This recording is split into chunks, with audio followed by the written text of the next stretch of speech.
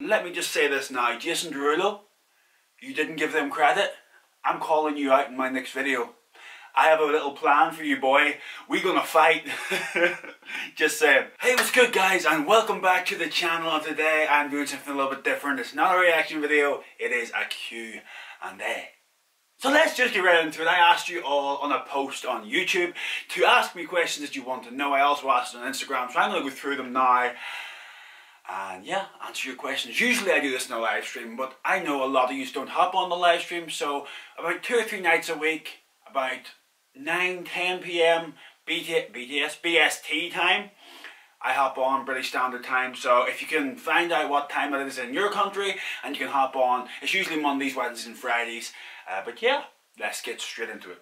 So question number 1 is from Nikki Isabella de la... Oh my days.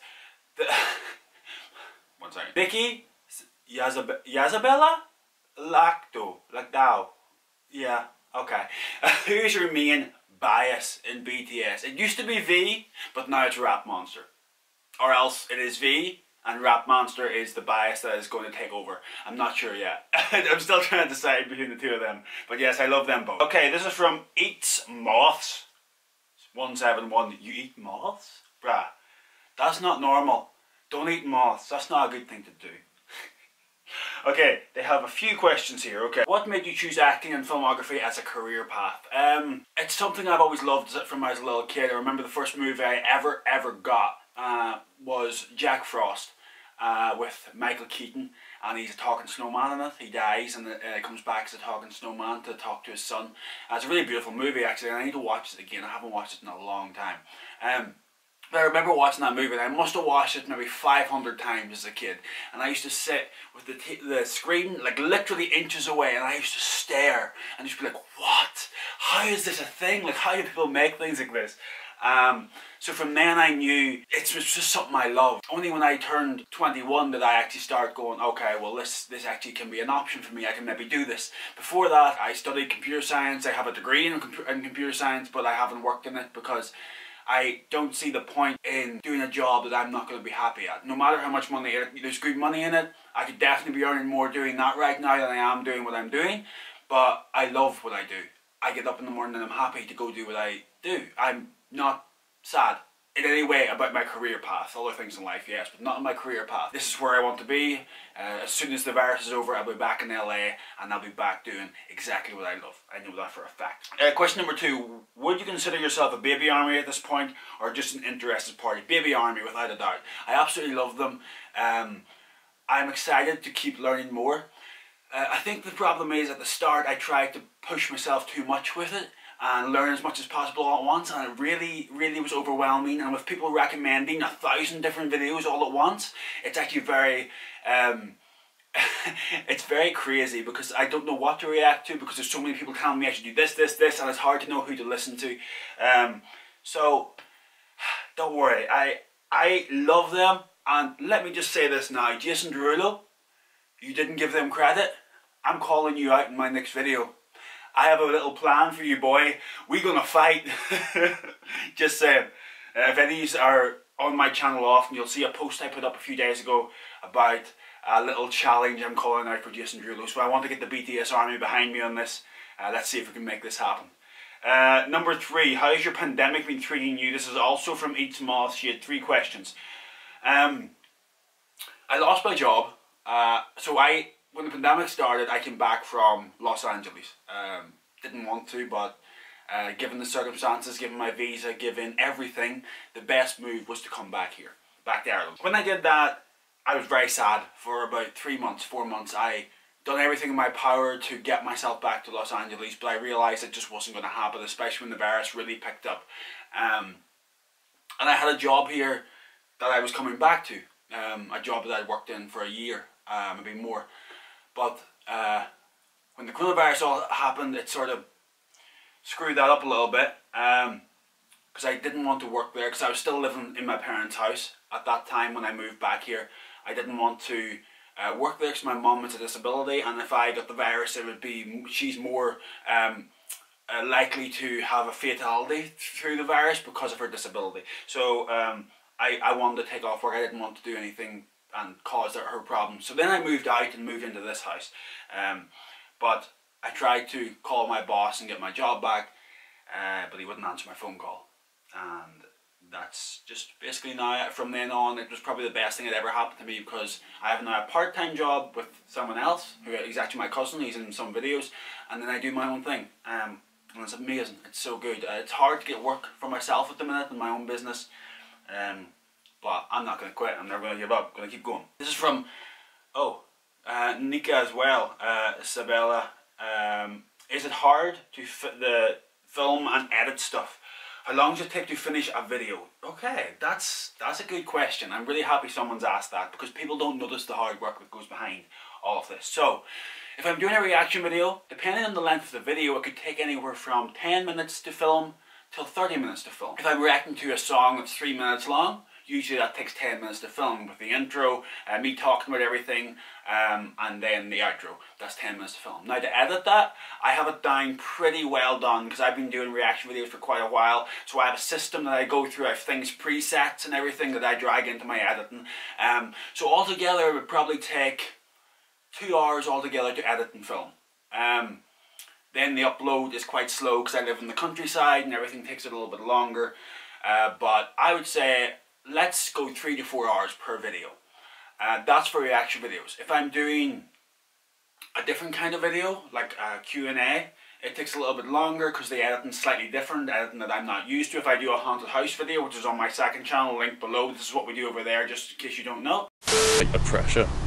Someone sat there and I swear it's like the weirdest thing ever. Dude, what the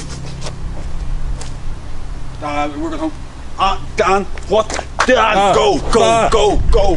But yes, over there, that video takes much longer. That can take 5 or 6 hours to edit, depending on what I'm doing and how I'm editing it, because I try to make them as creepy and as good as possible. I don't want to put content out that isn't high quality. So if I do not feel like editing something someday, I will not edit it. I will say, no, I'm not going to, because I know that the quality is going to drop. So I decide to not do it. Just like yesterday. I was feeling sick all day. I haven't been feeling great. I don't know what's wrong with me. This past while, I just haven't been feeling as good as usual, mentally and physically. So it's on me though. I need to get back into being healthy. I've been eating rubbish. I've noticed this. So I'm going to start for this month coming November, which is my birthday month. I'm going to have a health kick, and it's going to be documented and filmed for my Patreon. If you all aren't on my Patreon, it is linked down below. Extra videos, early access, loads of stuff over there, podcasts, funny videos, Mad Libs, different things, reaction videos, all that stuff is all over there. And motivation for you guys. I do posts every month to motivate you all and tell you to follow your dream. Because what else are you going to do in life but do that?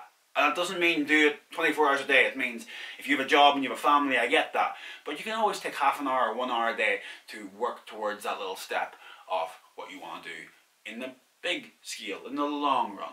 You know what I mean? Okay, this is from Luna Kiori. I said that wrong, 100%. Let me pick 3.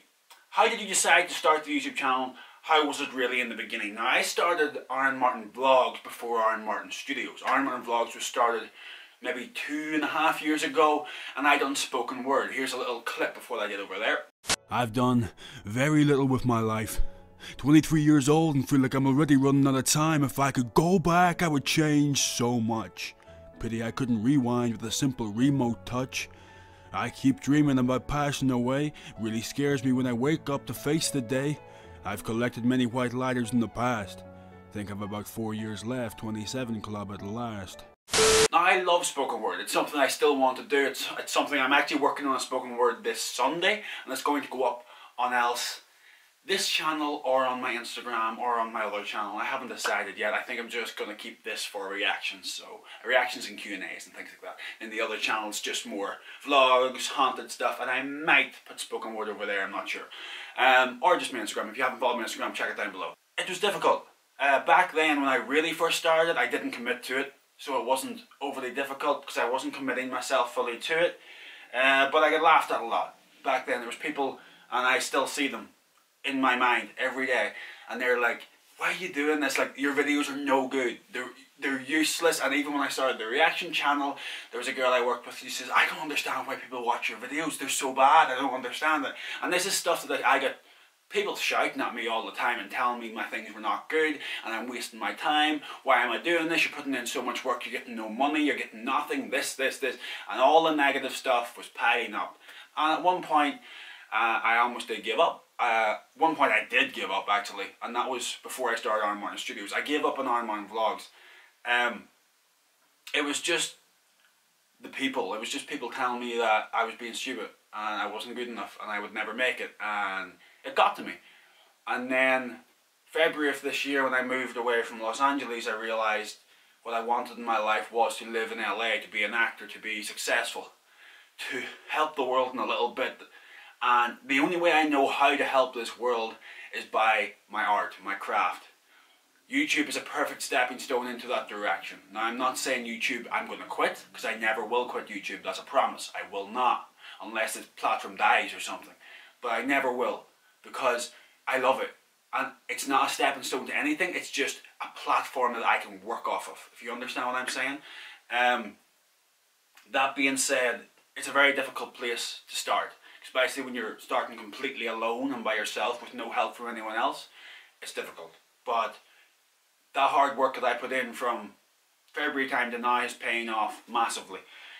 It's like, I heard, my cousin told me this the other day. He said there's a podcast he listens to, and there's a rock, and you hit this rock once every day for 100 days, and it breaks on the 100th day. It's not the hit on the 100th day. It's all the hits every single day that broke that rock. It wasn't the final hit. Yes, that was the result. But all that hitting for them 100 days, that was your constant every day a little bit. And there's days I do very little, believe me. But I make sure I keep a consistency, that I always upload, I always do things that are pushing me in the right direction, that are going to benefit me. I invest in myself. I don't have a lot of money, because all my money goes into gear, goes into software, goes into anything that is going to help my company grow. I'm not here to go to fancy places, have a great time. No, I'm here to work hard, and then in 10 years time, when I've worked hard, and I can do all that nice stuff that I want to do now, but I'm not going to, because it's not going to benefit me right now. It's just going to be a waste of money right now. I'll do all that later. The problem is, people try and do all these amazing things and want to be rich when they're young. It's not possible unless you get it from your family or you hit it big time really quickly. And fair play to people that do. But it's all about the hard work. When you're 35, 45, you're still quite young. Like, people, that's the problem with social media. You need to be rich quick. It's not about getting rich quick. It's not it. It's about being able to help people on a journey to the success. Being able to, people watching you. Like, I imagine people looking at me and going, this kid from Ireland, like, is doing these things, and he's getting a few subscribers, and I am very small still, but he's doing this. And I want to be inspiring younger people, people at 17, 18, who are not too sure what they want to do with their life, to see me and be like, I want to do similar stuff to that, and start chasing their dream earlier than I did. Because at 16 I wanted to do this, I just didn't do it, because I was too nervous, I was too scared to do it, and I want people not to be fearful of it. I want people to realise that this is the kind of thing that makes you happy. It doesn't matter about the money in the long run, it really doesn't. If you can get by, and you're getting up every day and you're happy doing what you do, that's it. That's all that matters. These are really long-winded conversations. Do you ever hear about Jungian psychology? I think judging by snippets of your personality we see in your videos, you definitely enjoy taking a look at. Okay, I will take a look at it. I've never heard about it, but I'm curious now, so I definitely will take a look. Favorite artists, musician, actors, directors, painters, whatever comes to your mind first. Love this question. Love this question. Musician. Oh. There's so many. There's so many. When I was young, A Day to Remember was my favourite band. Heavy metal was all I listened to. Heavy metal. To my dad's dismay. Yeah, whatever word. By the way, I don't know what I'm talking about. But yeah, my dad, I was brought up in a really strict Christian background, and he used to get in the car whenever I'd be driving, and I'd pull over and my CD would be in, and I'd turn the car off, I wouldn't turn the radio off, then he'd turn the car on, and all he'd hear is and I'd be like in the passenger seat going, oh no, and he's like, what do you listen to? So yeah, I definitely give my dad a very stressful time, and I still give my dad a stressful time because I'm 23 years old. I talk to a camera for a living, so you can understand. But he is very supportive in many ways. Musicians anymore, Machine Gun Kelly, obviously BTS. Come on, I can't even not say that. But I'm so new to them. It's like, to me right now, it's more people legends that I believe. Like BTS will definitely. BTS will definitely be legends for me, but I just don't know them well enough to classify them as that. Now, directors and actors. Actor-wise, has to be Al Pacino, #1. Any gangster flick ever. Robert De Niro. Tom Cruise for his dedication to action, not because he's an incredible actor. I don't believe his acting skills are as good as Al Pacino or Robert De Niro, but as a legend of the game, of the action game, he's the best you will get. I have the most respect for him for his dedication. Something that I'm the same with like Cristiano Ronaldo. Cristiano Ronaldo is my favourite football player of all time. Anyone, Cristiano Ronaldo, my favourite. Is he the most talented? Is he better than Messi? Probably not. Does he work harder? 100%. And I always say that. If you work hard, you can be the best in the world. It's not about talent. Talent comes with practice, with hard work. I was useless at videoing when I started, but I've got better because I work at it. People are like, oh, I can't sing, I can't act, I can't dance. Of course you can't, because you haven't practiced it once in your life. Just do it. Practice it and you will get good. It's simple. It becomes an obsession. I'm obsessed with making videos. I'm obsessed with acting. I'm obsessed with making things that are going to move people and make people happy. I see comments all the time of people saying, when I get sad reacting to a video, they cry with me. That's a beautiful thing. That's art. When you see art is so moving, that's the most important thing. That's what I want to make. I want to make things that move people. This is from Rushing. This video is going to be long, by the way. What type of videos are your favourite to film? The haunted videos. I love filming them. They're fun. It's just a bit more loose. Reactions videos are very segmented and there's a certain way to do them and you stick to that way, you know what I mean? But with all these other videos I can throw myself about, do vlogs, anything. It all goes. Whatever happens goes. If something funny happens, it happens. It's not in the script. It's just there. It happens and it's like so normal and natural. Who would you say at BTS are most similar to energy wise? Probably, in a way I would like to say Rap Monster, and that's why I started now going towards him.